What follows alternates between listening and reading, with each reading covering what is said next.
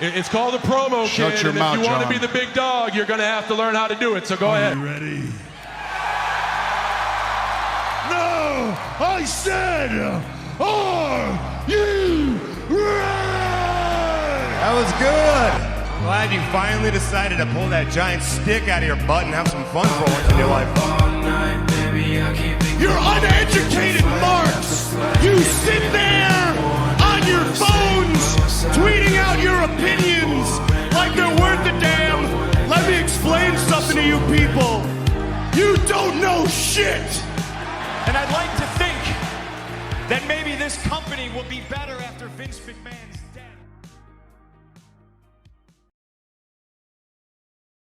This past Wednesday, I had the incredible honor of sitting down with ECW Original and Hardcore legend Justin Credible, something that, to me personally, meant a great deal. Unfortunately, though, this interview came with some technical difficulties. The internet on my end went out and it caused it to get a little bit disrupted, but in true ECW fashion, I decided to finish strong and after many hours in editing have managed to salvage it, and I really hope you guys enjoyed this interview. Thanks, Justin Credible, for sitting down with us and just having a chat with me. It was incredible.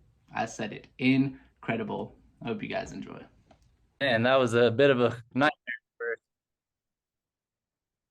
Yeah, it happens sometimes. I don't know why, but Man, what I was saying before it cut me off too, the main reason I started this platform was I wanted to create a more positive platform for fans, talent alike to come and just talk about pro wrestling and enjoy it. And I feel like leading up to these past few days, you've kind of experienced a bit of that toxicity within the internet wrestling community. And I imagine how difficult it is for you. And I'm hoping your knee gets the necessary treatment it needs. Shout out to Dustin Rhodes. I saw what happened last night between you guys, interaction wise. I'm always quick to sing the praises of that man. Can you still hear me all right? oh, thank you, man. Dustin. It's okay. I can hear you for the most part. Okay. I just want to make sure. Did you hear me? Yes, sir. I just now heard your audio. I think it paused for a moment, Okay, but cool. So to open up, I have several questions for you personally, but this is a big question I have. I'm from the West. Right.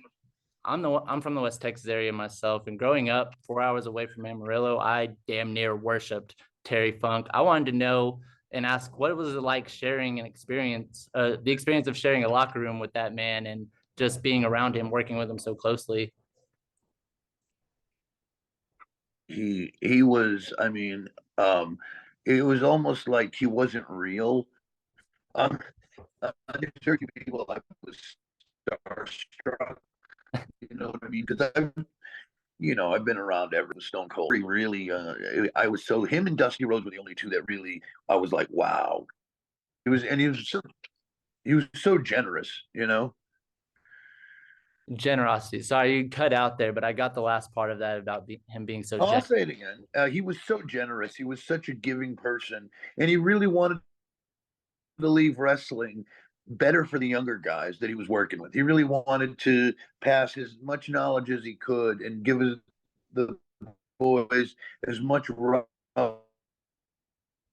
as he could.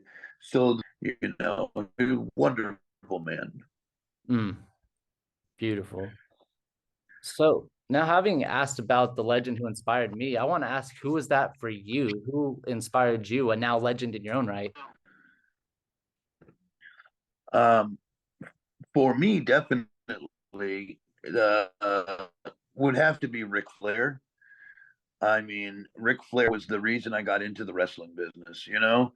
I loved Rick. I idolized him, Yeah, and it was just, he's the reason. Him and Ricky Steamboat, they had that series in 1989 for the NWA title.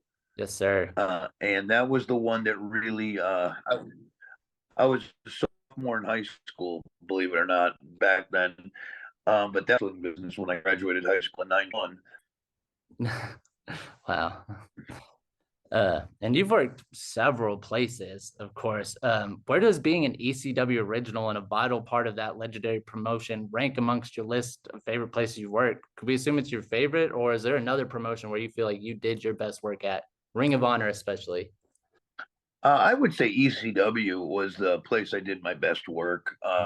Arguably from 1997 till the close of the original ECW was definitely the best work, I think, which is, kind of sucks because it was a small period, and I had a long career. But the business was much different. There wasn't after 2001 when other than Ring of Honor, but see, they weren't signing guys. It was a different thing. They would wrestle once every 6 weeks or something. So I would definitely say ECW. But surprisingly, in the WWF from '94 to '97, when I did Aldo, not when I came back for X Factor in 2001, but from '94 to '97 was also amazing. I learned so much from those guys.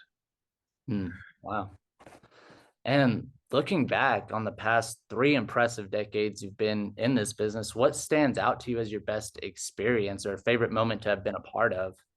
I would, I guess, I would have to say the the night I won the world title. And it's a business, it's a work, we know it.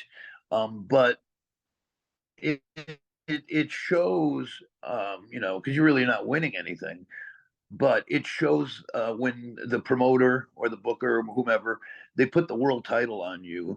That shows a faith in you and your ability that you could main event the company. You could, literally go on last every night, be the main event, and especially for a company like ECW that had guys like Van Dam and Sabu, and at the time the Dudleys, Dreamer, Raven, and so many others, Shane Douglas, the franchise, to be in the main event slot the night I won that title from Tommy Dreamer at the legendary ECW Arena.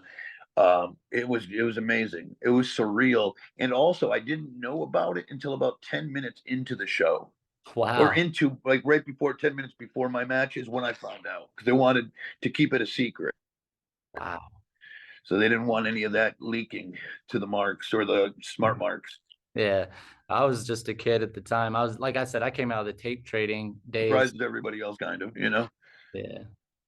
I came out of the tape trading days, and I grew up on all of you guys. So to hear that little bit of a fun fact that you didn't know until 10 minutes prior, that's beautiful. And I told a local guy here that I interviewed recently that same concept of when you get that belt, that's the promotion saying you are who we are going with. We trust you with our brand. And so love to hear it.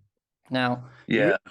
And it's again, it felt so good because ECW was really like, it was right before the Attitude Era. It was like, it just was like punk rock. We were the cool kids in town because WCW was, the NWO was just starting to happen. Wrestling itself in '97 just started to change. And it was just really exciting times. yeah, revolutionary. You recently said on social media that 2024 is most likely your last year for match, For sure. and that could have you wrestling whoever, whenever, wherever. But is there anybody or anywhere specific you want to end it at? Lost you there for a little bit. If you could Oh, repeat it real quick, I'm sorry. yeah, no problem. That's yeah, there was a bit of a delay. Sorry. I said Hello. that I'm we. sorry, I'm losing you again. This is such a pain. There we go. Yeah, I am so sorry about that. I have no idea what's happening. Um, can you hear me? That's okay. No problem. No problem. Um, I can hear you, but you're still very choppy. I'm trying to do as best a job I can. So let's just give it a try. And if I do this, I can't hear you. noted, noted. Um, you recently said on social media 2024 your last year for match bookings. Is there anywhere or anybody specific you want to end that on? No, that's a great question, man. That's a good one. Um, Shane Douglas one more time. Because I wrestled Tommy Dreamer a bunch, and Uh-huh. Sabu I've wrestled a bunch. We're talking about Shane Douglas. And I have this problem with my leg, but it's not so much painful that it just not doesn't it's that's it's diabetes kind of a thing, so that's it's serious in that aspect, but it's not like a very like knee pain or back pain. So but I just think, man, I've done enough.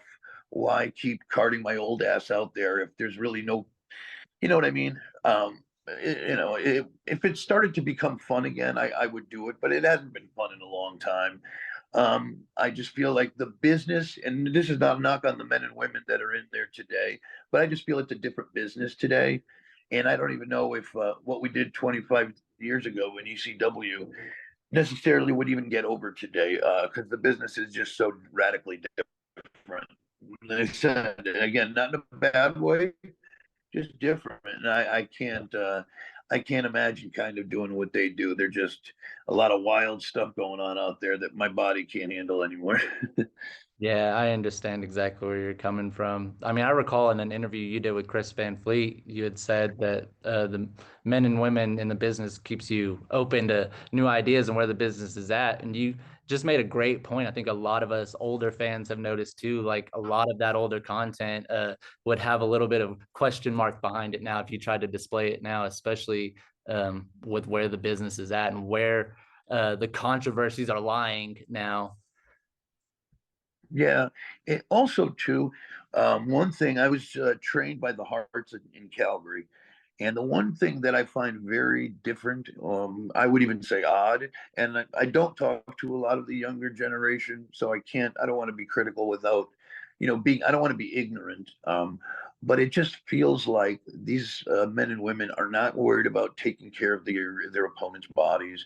One thing, this is from Bret Hart, Bret the Hitman Hart. It's like, you take care of your opponent before you take care of yourself.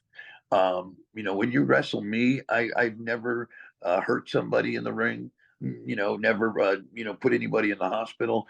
I'm not saying there wasn't a stiff shot once in a while, but barely. And to be honest, I worked very, very safe, and stuff. And I just feel like today, that's out the window. It's almost like, to me, that's not a work though. There's no art to it. If I sit there and punch you as hard as I can in the face, where's the work? Then you're getting into something else. You know what I mean? Then Right. that's not the work of pro wrestling. That becomes like, let's just beat the shit out of each other. There's no art there. I want to make it look like I'm beating the shit out of you, and vice versa. That's the art, and especially too, like, I'm not willing to get beat up on the indies with people that don't have the experience as well. So, I don't want to go out there and God forbid I get hurt in an indie match, then I can't work at a regular gig because unfortunately there's not enough money out there in the indies to make a living. I should say, unless you really know now. I haven't been on TV in a while, and that really always kind of, is the, are the promoters going to book you? What are they going to pay you? What could you demand? So, yeah, you just don't want to go out there and get hurt, and then all of a sudden you can't work your 9 to 5, then you're really screwed. Yeah, then you're really screwed. I get it. Wow. Yeah, and people don't see that or understand it. Fans are so cruel and vicious. Uh, they think somehow we're loaded. We're all rich. Not great money. I didn't make money where I was set for the rest of my life. I got compensated well, but I never made over $250,000 in 1 year, which is, it's good money, but I only made that 1 year. The rest was significantly lower. Right. So, again, you're not getting rich off of it. And if you're not working or booked full time or with a contract, you're a part timer. So sometimes it's play older. My oldest graduated college. My daughter is 19 years old. She's out of school right now. She's working, and I have a 17-year-old who's a junior to earn a living for these folks. Right. Right. For the kids and for my wife and for her, you know, you know. And this is coming from somebody who at one point was number 6 on the PWI Top 500. I know. That was wild. That was really cool, actually. And I know that it's a work, but Right. that year, what it means for me, like again, I translated to I was a big enough star in the business, right, to Right. be up there with those names. The Triple H's, the Rocks, the Austins. That's a hell of a lot of great company right there. So it was amazing. That was a really good year. And again, if WCW and ECW did not go out of business in 2001, my career would have been drastically different because I wouldn't have had to go back to WWE and get put into a situation where I was in my next step, whether it would have been another promotion or even a WCW or something else. I just kind of everything went under, and all of a sudden you have 300 wrestlers wrestling for both ECW, WCW, and WWE. Then in a matter of a couple of months, half of those job opportunities are gone because both those companies went under. That's another thing people underestimate, don't realize. You know what I mean? The supply and demand for wrestlers then was crazy because you had so many full-time jobs, and then especially when WCW went under, man, so many people lost that uh, and the opportunity for those jobs. So Vince really monopolized everything, including the pay, which Right. is how that goes. It was wild. I say Vince because that's what we used to, meaning WWE. I guess Vince is a bad word these days. I still am used to using Vince, but I should say the WWE. Yeah, no one's gonna slap you on the wrist Yeah. today. It's still weird, man. I can't believe that came out, man.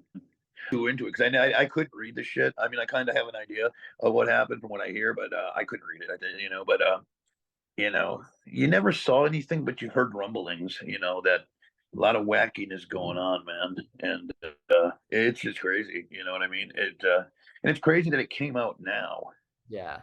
too. But it's wild. All right. Last question I have for you is a very odd one, but I've been waiting a long time to ask you this one. Let's go. I think maybe a handful of people understand what I'm even talking about. There was a mobile game in the App Store around 2014-15, maybe, called Just Incredible versus. Robot zombies. Yes, I'm so glad. I wondered if you knew about this or anything like that. It was fucking fun as shit. I did know about it. They were really cool people. I didn't make a dime off of it, but I just thought it was so cool that these fans came up with it. And again, it's just kind of neat, to just download it and just it was a generic little thing, but I thought it was interesting, and they just wanted to do something cool for themselves. I guess they were young into developing stuff, and we had a little bit of a relationship. Unfortunately, it just was it lasted for a very short amount of time. But yeah, it was definitely cool. I wish we could have monetized it or. So, unfortunately, at this point in the interview, the call got dropped, cut off completely, and thankfully, it was closer towards the end of the interview. There's a little bit of a bonus clip here added on. Just incredible. To his credit, let me finish out strong, and I really appreciated that. I didn't want the interview to go out that way, and luckily, we didn't let it go out that way. I hope down the line we can reschedule this interview and get a little bit more in depth of questions, but thank you guys for watching up to this point and enjoy this little bit of exit clip. Much for allowing me the opportunity to finish this off properly. I felt Let's finish this up. Let's see if we can keep it going. yeah. It's we're doing this interview here at our show's main Nice. building, and the internet here is having some issues. So the app question was my last question. I just wanted to thank you. Hey, I listen. I got a thing. I got a proposition for you. Okay. No, real quick.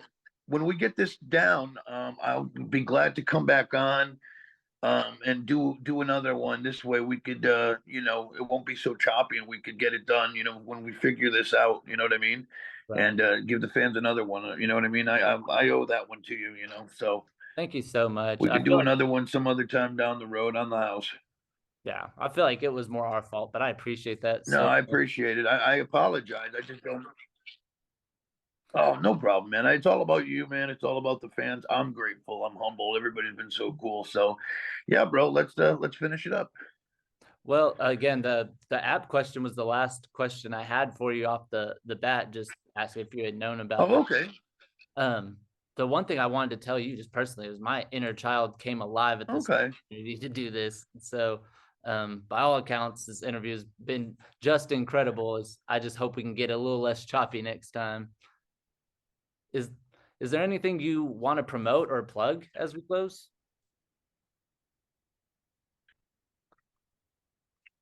Hell yeah, man. Well, no, man, just just thank you for your support, man. I appreciate it. If you all don't know, follow me on my social media, both Instagram and X at PJ Polacco. And that's it, man. Just God bless everybody. And I hope to see you all down the road. Thank you so much. And back on here. Yes. No doubt. Yes, sir. Thank you so much. Thank you, brother. Have a wonderful day. All right. I really appreciate you. You too. All right, man. Take care. Thank you. See you. It's called a promo, Shut kid, your and mouth, if you want to John. be the big dog, you're going to have to learn how to do it, so go ahead. You ready? No! I said, are you ready? That was good. Glad you finally decided to pull that giant stick out of your butt and have some fun for once in your life. You're uneducated marks! You sit there on your phones tweeting out your opinions like they're worth a damn. Let me explain something to you people. You don't know shit! And I'd like to think that maybe this company will be better after Vince McMahon's